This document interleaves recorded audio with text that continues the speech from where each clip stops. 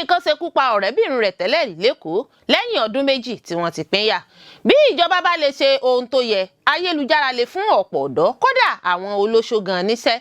Pella ló sọ̀rọ̀ jáde bẹ́ẹ̀. Olùkọ́ àgbà kan níléèwé gíga UNILAG fi tipá bá akẹ́kọ̀ọ́bìnrin kan ọmọ 20 ọdún lájọṣepọ̀ lọ́gbà iléèwé. Iléeṣẹ́ ọlọ́pàá ti fi gbòòrò òfin gbé àwọn 9 lórí ìkọlù àwọn aṣèdájọ́ lọ́wọ́ ara ẹni sí àgọ́ ọlọ́pàá nípínlẹ̀ Kano. Ó mà ṣe o, àwọn agbébọn ṣekú pa àwọn ikọ̀ ààbò ara ẹni làbò ìlú Civil Defence 8 nínú ìkọlù níléeṣẹ́ BUA nípínlẹ̀ Edo.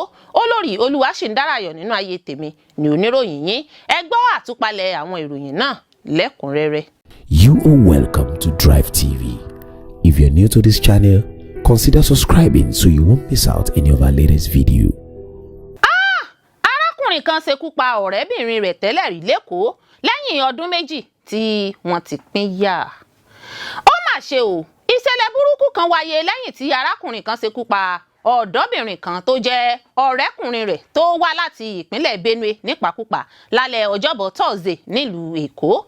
Olùfarakásá náà tó jẹ́ aṣenúlé lọ́ṣọ̀ọ́, ẹni tó ṣẹ̀ṣẹ̀ parí ètò ìsìnlú ìlú àgùnbánirọ̀ NYSC rẹ̀ ní afurasí náà Lintex Ogale ṣèkọlù sí ilégbèé rẹ̀.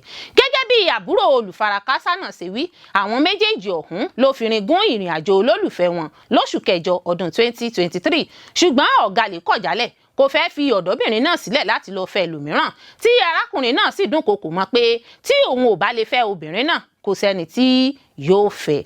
Lálẹ́ ọjọ́ tí ìṣẹ̀lẹ̀ náà wáyé, Ogale ló díbọ́n gẹ́gẹ́ bí ọlọ́kadà afẹrùránṣẹ́ dispatch rider kó bá fi lè rí ààyè wọ ilégbèé ọ̀dọ́bìnrin náà.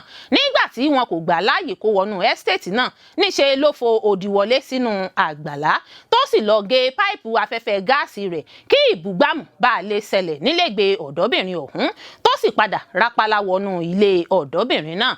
Gẹ́gẹ́ bí ìròyìn tó tẹ̀ wá lọ́wọ́, àwọn alábàágbé rẹ̀ sọ wípé arákùnrin náà ṣèkọlù sí olùfarakásá náà pẹ̀lú ọ̀bẹ.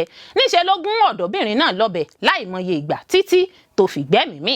Afurasí náà ló gbìyànjú láti ṣe ara rẹ̀ ní jàǹbá lẹ́yìn tó sọsẹ̀ láàbì náà. Àwọn alábàágbé ló ṣe bẹ́ẹ̀ náwó gan arákùnrin náà títí di ìgbà tí àwọn agbófinró ọlọ́pàá tó gúnlẹ̀ sí agbègbè náà.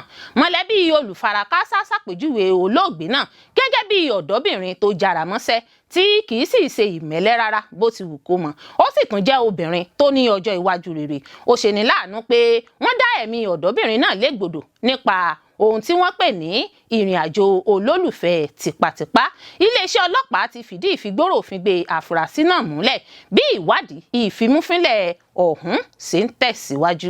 Bí ìjọba bá lè ṣe ohun tó yẹ, ayélujára lè fún ọ̀pọ̀ ọ̀dọ́, kódà àwọn olóṣó gan níṣẹ́.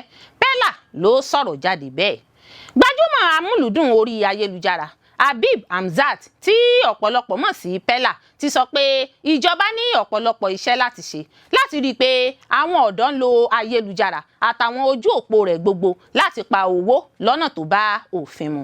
Pella sọ ọ̀rọ̀ yìí lásìkò tó ń fi bá àwọn akọ̀ròyìn BBC News Yorùbá sọ̀rọ̀. Pella sọ pé ọ̀pọ̀ àǹfààní wà tí àwọn ọ̀dọ́ bíi tòun lè jẹ ní orílẹ̀-èdè Nàìjíríà bí ìjọba bá lè gbé ìgbésẹ̀ tó bá yẹ kí àwọn ọ̀dọ́ lè ṣàmúlò àwọn ìkànnì ayélujára gbogbo fún ìdàgbàsókè ìlú àti ara wọn.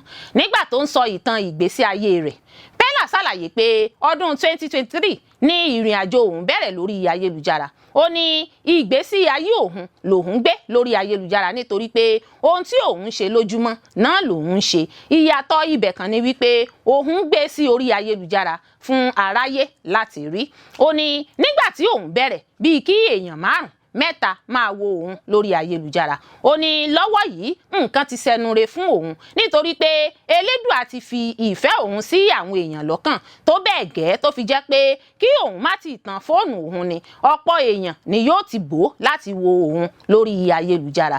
Gbajúmọ̀ orí ayélujára náà tún ṣàlàyé pé nítorí TikTok gan àwọn olóṣó ti dínkù nígboro. Ó sọ èyí nígbà tó yànnàná àwọn àǹfààní tó wà lórí lílo ayélujára fún àwọn ọ̀dọ́. Ó ní fún òun o, lílo ayélujára ti di iṣẹ́ tó sì mú ọ̀pọ̀lọpọ̀ èrè àti owó wá fún òun. Olùkọ́ àgbà kan níléèwé gíga UNILAG fi tipá bá akẹ́kọ̀ọ́bìnrin kan ọmọ 20 ọdún lájọṣepọ̀ lọ́gbà iléèwé. olùkọ́ àgbà kan lágbọ̀ndàn ìkẹ́kọ̀ọ́ Faculty of Management iléèwé gíga fásitì Èkó UNILAG ọ̀mọ̀wé Samuel ni wọ́n ti fẹ̀sùn ìfipábá akẹ́kọ̀ọ́bìnrin ọmọ 20 ọdún lájọṣepọ̀ níléèwé náà kàn báyìí. aláṣẹ àti alábòjútó iléèwé gíga fásitì náà fìdí ẹ̀sùn náà múlẹ̀ fún ìkànnì ìròyìn orí ayélujára Tribune lọ́jọ́ Ẹtì Friday. gẹ́gẹ́ bí ìròyìn tó tẹ̀ wá lọ́wọ́, akẹ́kọ̀ọ́bìnrin náà tó wà ní ìpele kẹta 300 level tí wọ́n forúkọ bò láṣìírí ní olùkọ́ àgbà náà ránṣẹ́ pè wá sínú ọ́fíìsì rẹ̀ lọ́jọ́ 22 oṣù kẹjọ ọdún yìí ní déédéé aago 12 ọ̀sán. lákòókò náà ni olùkọ́ àgbà náà fi tipá bá akẹ́kọ̀ọ́bìnrin ọ̀hún lò pọ̀. akẹ́kọ̀ọ́ náà ló fẹjọ́ ohun tó ṣẹlẹ̀ lọ tó àgọ́ ọlọ́pàá lọ́jọ́ 28 oṣù kẹjọ ọdún yìí létí. lẹ́yìn náà ni wọ́n gbé lọ ọgbà ilé ìwòsàn tó súnmọ́ ìtòsí fún ìtọ́jú ìlera.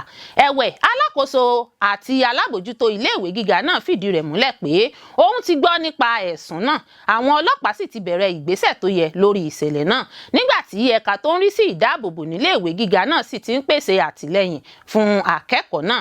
ẹni tó ń fìdí ẹ̀sùn náà múlẹ̀, agbẹnusọ iléèwé gíga UNILAG abilékọ Adéjọkẹ́ Alága Ibrahim jẹ́ kó di mímọ̀ pé iléèwé gíga náà ti gbé ìgbìmọ̀ kan kalẹ̀ láti ṣe ìwádìí ìfimúfínlẹ̀ lórí ìṣẹ̀lẹ̀ náà, pé àbájáde ìwádìí náà yóò sì jẹ́ gbígbé jáde síta tí ìwádìí bá parí. Alága Ibrahim mú dá àwọn aráàlú lójú pé iléèwé gíga fásitì yóò gùn lé ìwádìí tó lóòrìn, yóò sì rí dájú pé ìdájọ́ òdodo farahàn fún igun méjèèjì tọ́rọ̀ kàn. ó tún fẹsẹ̀ ìdúróṣinṣin iléèwé gíga fásitì UNILAG múlẹ̀ nípa títako àwọn ìwà àṣemáṣe ìfipábánilòpọ̀. ó rọ àwọn akẹ́kọ̀ọ́ àti àwọn òṣìṣẹ́ ọgbà iléèwé gíga náà láti fi àwọn ìwà àṣemáṣe tàbí ìwàkuwà tó ọ́fíìsì aláṣẹ tó yẹ létí lọ́gbà iléèwé gíga náà. ó fi kún pé iléèwé gíga náà yóò gbé ìgbésẹ̀ tó yẹ lórí ìṣẹ̀lẹ̀ náà. iléeṣẹ́ ọlọ́pàá ti fi gbòòrò òfin gbé àwọn 9 lórí ìkọlù àwọn aṣèdájọ́ lọ́wọ́ ara ẹni sí àgọ́ ọlọ́pàá nípínlẹ̀ Kano. iléeṣẹ́ ọlọ́pàá ìpínlẹ̀ Kano ti náwó gan àwọn afurasí 9 tó lọ́wọ́ nínú ìkọlù àwọn aṣèdájọ́ lọ́wọ́ ara ẹni sí àgọ́ iléeṣẹ́ ọlọ́pàá Garko lẹ́yìn ìfigbòòrò òfin gbé àwọn ọkùnrin 3 kan tó lọ́wọ́ nínú ìṣekúpani. gẹ́gẹ́ bí àtẹ̀jáde tó jẹ́ gbígbé jáde síta lọ́jọ́ àbámẹ́ta Sátidé nípasẹ̀ alukoro fún iléeṣẹ́ ọlọ́pàá ìpínlẹ̀ náà SP Abdullahi Kiyawa sọ wípé ìṣẹ̀lẹ̀ náà wáyé lọ́jọ́ 5 oṣù kẹsàn-án ọdún yìí nígbà tí àwọn agbófinró láti àgọ́ ọlọ́pàá Wudili gbé àwọn afurasí aṣekúpààyàn wá sí àgọ́ ọlọ́pàá Garko fún ìfọ̀rọ̀wánilẹ́nuwò. ẹ̀wẹ̀, níṣe làwọn èèyàn tínú ń bí àwọn aṣèdájọ́ lọ́wọ́ ara ẹni gbé igi àti òkúta dání tí wọ́n sì ya bo àgọ́ iléeṣẹ́ ọlọ́pàá náà tí wọ́n sì gùn lé ìfẹ̀hónúhàn lórí ikú olùfarakásá tí àwọn afurasí náà ṣekú pa, gbìyànjú láti ṣèkọlù sáwọn afurasí náà. ìgbésẹ̀ àwọn aṣèdájọ́ lọ́wọ́ ara ẹni náà ló yọrí sí bíba dúkìá jẹ́ tó fi mọ́ dídáná sun ọkọ̀ ìréde àgọ́ iléeṣẹ́ ọlọ́pàá, bá ọkọ̀ 3 tó jẹ́ ti ikọ̀ Hisbah àti ti ìjọba ìbílẹ̀ Garko, bíba àwọn fèrèsé àgọ́ iléeṣẹ́ ọlọ́pàá jẹ́. àwọn agbófinró ọlọ́pàá 3 ọ̀hún ni a gbọ́ pé wọ́n farapa lákòókò ìkọlù náà tí wọ́n sì sáré gbé wọn dìgbàdìgbà lọ ọgbà ilé ìwòsàn níbi tí wọ́n ti ń gba ìtọ́jú lọ́wọ́. ìṣẹ̀lẹ̀ burúkú náà wáyé nígbà tí wọ́n bẹ̀rẹ̀ sí ní dáná sun táyà ọkọ̀ tí wọ́n sì ṣekú pa ọ̀kan lára àwọn aṣekọlù náà, èyí tó yọrí sí ikú rẹ̀ nígbà tí àwọn 3 míì sì farapa. Kọmíṣánná ọlọ́pàá ìpínlẹ̀ náà Ibrahim Adamu Bakori ti pàṣẹ kí àwọn agbófinró àti àwọn májòbàjẹ́ ìlú lágbègbè náà rí dájú pé àlàáfíà jọba nílùú náà. Kọmíṣánná ọlọ́pàá náà tún ṣèkìlọ̀ fún àwọn aráàlú tako ṣíṣe ìdájọ́ lọ́wọ́ ara ẹni. ó sọ wípé ṣíṣe ìdájọ́ lọ́wọ́ ara ẹni tẹ́ńbẹ́lú òfin, ó sì máa ń da omi àlàáfíà ìlú rú. ó sọ wípé kí àwọn aráàlú máa fi ìṣẹ̀lẹ̀ yòówù tó bá ń bí wọn nínú tó àgọ́ iléeṣẹ́ agbófinró létí dípò kí wọ́n máa dá wàhálà rògbòdìyàn sílẹ̀. Kọmíṣánná ọlọ́pàá mú dá àwọn olùgbé ìlú lójú ìfarajìn iléeṣẹ́ ọlọ́pàá nípa dídáàbòbò ẹ̀mí àti dúkìá àwọn aráàlú. ó ní àlàáfíà àti ìdájọ́ òdodo yóò máa farahàn ní gbogbo ẹjọ́ yòówù tó bá wáyé. ó mà ṣe o, àwọn agbébọn ṣekú pa àwọn ikọ̀ ààbò ara ẹni làbò ìlú civil defence 8 nínú ìkọlù níléeṣẹ́ BUA nípínlẹ̀ Edo. ọ̀rọ̀ ètò ààbò tó mẹ́ẹ̀ lórílẹ̀‐èdè yìí ti wá di lemọ́lemọ́ báyìí. àwọn afurasí ajínigbé agbébọn lọ́jọ́ Ẹtì Friday ti ṣe bẹ́ẹ̀ ṣekú pa ikọ̀ ẹ̀ṣọ́ ààbò ara ẹni làbò ìlú civil defence 8 tí wọ́n ń ṣọ́ iléeṣẹ́ sìmẹ́ǹtì BUA tó wà ní Òpẹ́là níjọba ìbílẹ̀ ìlà oòrùn Ẹ́sákò nípínlẹ̀ Ẹdó. Ọ̀gá àgbà agbófinró ẹ̀ka iléeṣẹ́ ẹ̀ṣọ́ ààbò ara ẹni làbò ìlú civil defence nípínlẹ̀ náà ẹni tó sọ di mímọ̀ lọ́jọ́ Àbámẹ́ta Sátidé sọ wípé àwọn èèyàn méjì tó fi mọ́ ọmọ ilẹ̀ China kan ló jẹ́ jíjígbé sá lọ nígbà tí àwọn 4 nínú àwọn olùfarakásá náà sì ti jẹ́ dídóòlà kúrò lọ́wọ́ ajínigbé. Ọ̀gá agbófinró náà fi kún pé èèyàn 4 ló farapa níbi tó ti ń gba ìtọ́jú ní ilé ìwòsàn kan tí wọn kò dárúkọ. Ó fi kún pé àtẹ̀jáde yóò jẹ́ gbígbé jáde síta ní olú iléeṣẹ́ ẹ̀ṣọ́ ààbò ara ẹni làbò ìlú civil defence lólú ìlú ilẹ̀ wa l'Àbújá. Ọ̀gá àgbà àwọn agbófinró fi kún pé ìṣẹ̀lẹ̀ náà wáyé lọ́jọ́ Ẹtì Friday ọjọ́ 5 oṣù kẹjọ ní déédéé aago 10 alẹ́ nígbà tí àwọn agbófinró ń tẹ̀lé àwọn ọmọ ilẹ̀ China 5 lẹ́yìn ìyígboro lẹ́nu ọ̀nà iléeṣẹ́ náà. Wàyí o, ọ̀gá àgbà agbófinró Agun Gbénga ti ṣàbẹ̀wò sí ibi tí ìṣẹ̀lẹ̀ ọ̀daràn náà ti wáyé àti ọgbà ilé ìwòsàn níbi tí àwọn èèyàn tó farapa náà ti ń gba ìtọ́jú. Gẹ́gẹ́ bí ìròyìn tó tẹ̀ wá lọ́wọ́, àwọn ẹ̀ṣọ́ aláàbò pẹ̀lú àwọn àjọ elétò ààbò yòókù ti bẹ̀rẹ̀ iṣẹ́ kan lu aginjù tó wà nítòsí lójú náà láti gbógun ti àwọn àṣeláàbí náà. Tí a ò bá gbàgbé, a ó rántí pé àwọn arìnrìn-àjò 16 ló jẹ́ jíjígbé sá lọ lójú ọ̀nà márosẹ̀ Benin sí Auchi nípínlẹ̀ Ẹdó lọ́jọ́ Ẹtì Friday ló jẹ́ dídóòlà. Agbẹnusọ iléeṣẹ́ ọlọ́pàá ìpínlẹ̀ Ẹdó Moses Yamu ló fìdí ọ̀rọ̀ náà múlẹ̀ lọ́jọ́ Àbámẹ́ta Sátidé. Àwọn ìṣẹ̀lẹ̀ wọ̀nyí tọ́ka sí ètò ààbò tó mẹ́hẹ tó ń dojúkọ ìpínlẹ̀ Ẹdó gẹ́gẹ́ bí àwọn agbófinró aláṣẹ ti sá gbogbo ipá ìgbìyànjú wọn láti dá ààbò àti ìdájọ́ òdodo padà sí ipò rẹ̀. Ọwọ́ tẹ̀ o, ikọ̀ ọmọ ogun sọ́jà ṣekú pa agbébọn kan nípínlẹ̀ Kwara rí ohun ìjagun olóró gbà padà. Ikọ̀ ọmọ ogun 22 Armored Brigade ti ẹ̀ka Sóbí nílùú Ìlọrin ti ṣe bẹ́ẹ̀ yabo àwọn agbésùmọ̀mí ṣekú pa agbébọn kan lákòókò iṣẹ́ ìréde lójú ọ̀nà Lema Daban níjọba ìbílẹ̀ Edu nípínlẹ̀ Kwara. Igbákejì adelé olùdarí alukoro ẹ̀ka iléeṣẹ́ ológun náà ọ̀gágun Stephen Nwankwo fìdí iṣẹ́ ìréde náà múlẹ̀ nínú àtẹ̀jáde kan tó jẹ́ gbígbé jáde síta lọ́jọ́rú Wednesday. Ó sọ wípé ikọ̀ ọmọ ogun tí wọ́n kó lọ ibùdó kan ní Patigi ṣe bẹ́ẹ̀ gùn lé iṣẹ́ ìréde gbígbógun ti àwọn agbésùnmọ̀mí lágbègbè Gbúgbú General lẹ́yìn tí wọ́n gba ìtanilólobó lórí ìrìn ẹsẹ̀ àwọn agbésùnmọ̀mí ọ̀hún. Nwankwo sọ wípé ní déédéé aago 12 kọjá ìṣẹ́jú 10 lóru ní ikọ̀ ọmọ ogun sọ́jà kan lu igbó tí wọ́n sì lọ kojú àwọn àṣeláàbí náà. Lákòókò ìdojú ìjà ìbọn kọra ẹni náà, àwọn ọmọ ogun sọ́jà borí àwọn ọ̀daràn náà pẹ̀lú sísínà ìbọn bolẹ̀ fún wọn, èyí tó mú kí wọ́n na pápá bora ní tipátipá. Lákòókò náà tí àwọn ikọ̀ ológun tọpinpin àwọn àṣeláàbí ọ̀hún ló ní àwọn ọmọ ogun sọ́jà ti ṣekú pa ọ̀kan lára àwọn agbébọn náà. Wọ́n rí ìbọn AK-47, àwọn ọta ìbọn àti ọ̀kadà alùpùpù kan gbà padà níbi ìṣẹ̀lẹ̀ náà. Gẹ́gẹ́ bí ìròyìn tó tẹ̀ wá lọ́wọ́, ìyókù òkú agbébọn náà ti jẹ́ yíyọ̀ǹda fún àwọn aláṣẹ fún ìgbésẹ̀ tó tún kàn. Nwankwo fi kún ọ̀rọ̀ rẹ̀ pé àwọn ikọ̀ ológun náà yóò tẹ̀síwájú nípa títẹpámọ́ gbígbógun ti àwọn agbésùnmọ̀mí àti láti ṣàmúlò gbogbo ohun yòówù tó bá bá òfin mu láti rẹ́yìn àwọn ọ̀daràn agbésùnmọ̀mí ọ̀hún nígbà tí ikọ̀ ológun yóò máa dáàbòbo ẹ̀mí àti dúkìá àwọn aráàlú tó ń pa òfin mọ́. Tí ẹ ò bá gbàgbé, a ó rántí pé láti bí oṣù díẹ̀ sẹ́yìn ní ìpínlẹ̀ Kwara, pàápàá jùlọ agbègbè Patigi àti ìjọba Edu tí ń dojúkọ ìṣòro ìpèníjà ètò ààbò tó mẹ́hẹ, ìgbésùnmọ̀mí àti ìkọlù àwọn agbébọn. Èyí ló ṣokùnfà bí àwọn iléeṣẹ́ ológun àti àjọ elétò ààbò ṣe bẹ̀rẹ̀ iṣẹ́ ìréde láwọn agbègbè náà. Ẹ tú ìgbéyàwó wa ká. Ọkọ mi ju òpólú ìyá mi, gé mi lẹ́yìn jẹ nígbà tí a ní aáwọ̀ èdè àìyedè. Ìyàwó kan ló rojọ́ bẹ́ẹ̀ níwájú ilé ẹjọ́.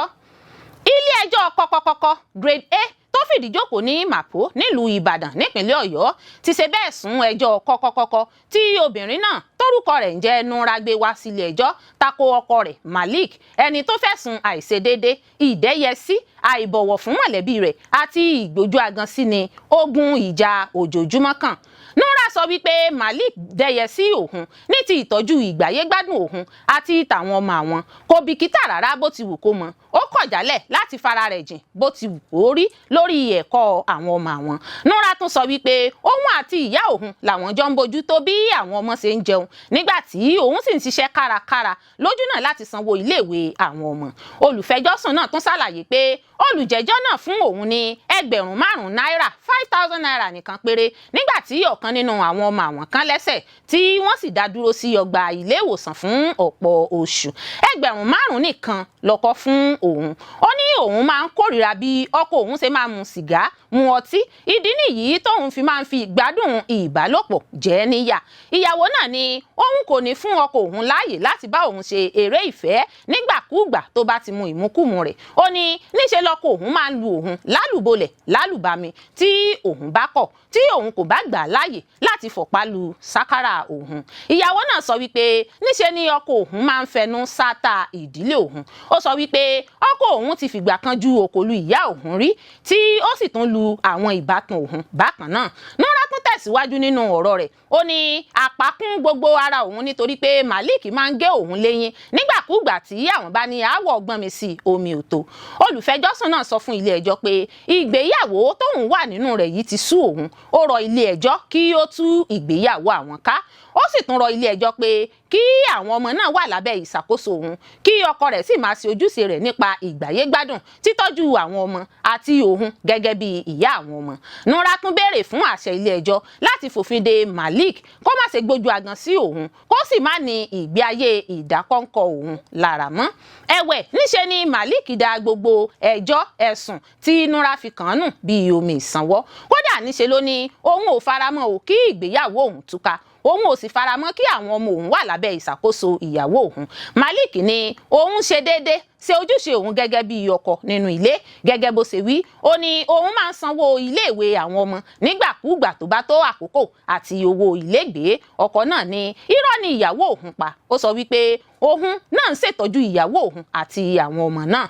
Ọkọ náà ṣàlàyé pé àkókò kan tí òun kò láǹfààní láti sanwó ilé ní ìgbà tí òjòjò ṣe bàbá òun, tí wọ́n sì dá bàbá òun dúró sí ọgbà ilé ìwòsàn, ẹni tó padà dágbére fáyé. Olùjẹ́jọ́ náà sọ wípé òun máa ń lu ìyàwó òun nítorí ọ̀rọ̀ ẹnu rẹ̀. Ó fi kún pé ó ti mọ́ lára kó máa fa nǹkan ọmọkùnrin òun nígbàkúgbà tí àwọn bá ní aáwọ̀ gbọ́nmi sí omi ò tó nínú ilé.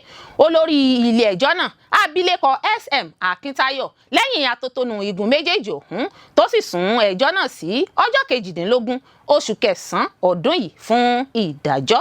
Olórí Olúwaṣìndáráyọ̀ nínú ayé mi ni oníròyìn yín. Ẹ ṣé púpọ̀ fún gbígbọ́ àti wíwò tí ẹ ń wò wá. Etí tí ẹ fi ń gbọ́ wa kò ní di, ojú tí ẹ fi ń wò wá kò ní fọ́. Láṣẹ Olódùmarè yóò sì dára fún yín.